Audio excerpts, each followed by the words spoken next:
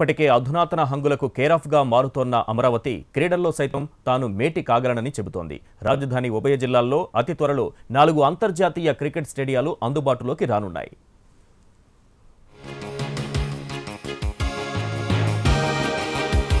AP రాజధాని అమరావతికి క్రీడాకళ వచ్చింది. ఏపీని స్పోర్ట్స్ హబ్గా తీర్చిదిద్దేందుకు ఒకవైపు రాష్ట్ర ప్రభుత్వం కసరత్తు చేస్తుంటే ఇంకోవైపు క్రికెట్ అసోసియేషన్లు మరో అడుగు ముందుకేశాయి.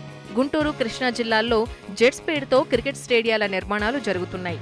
కృష్ణా జిల్లా మూలపాడులో అయితే ఏకంగా 2 క్రికెట్ స్టేడియాలు అందుబాటులోకి వచ్చేశాయి.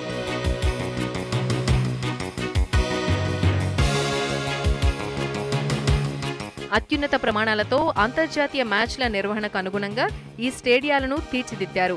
విజయవాడకు సమీపంలో ఇబ్రహీంపట్నానికి దగ్గరలో నిర్మించిన ఈ ట్విన్ స్టేడియాలు క్రికెట్ అభిమానులకు కనువిందు చేస్తున్నాయి. త్వరలోనే అంతర్జాతీయ క్రికెట్కు ఆహ్వానం పలకనున్నాయి. మంగళగిరిలో సైతం ఆంధ్ర క్రికెట్ అసోసియేషన్ మరో అద్భుతమైన స్టేడియాన్ని నిర్మిస్తోంది. దేశంలోనే అత్యున్నత ప్రమాణాలు కలిగిన స్టేడియంగా దీన్ని తీర్చిదిద్దుతోంది.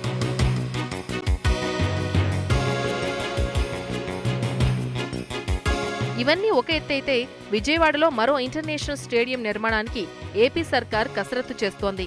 క్రీడాకారులకు శిక్షణ అందించడంతో పాటుగా ఇంటర్నేషనల్ మ్యాచ్లు జరిగేందుకు అనువుగా ఉండేలా ఈ స్టేడియాన్ని తీర్చిదిద్దేందుకు గుణదలలో ఉన్న ఖాళీ స్థలాన్ని ప్రభుత్వం ఎంపిక చేసింది.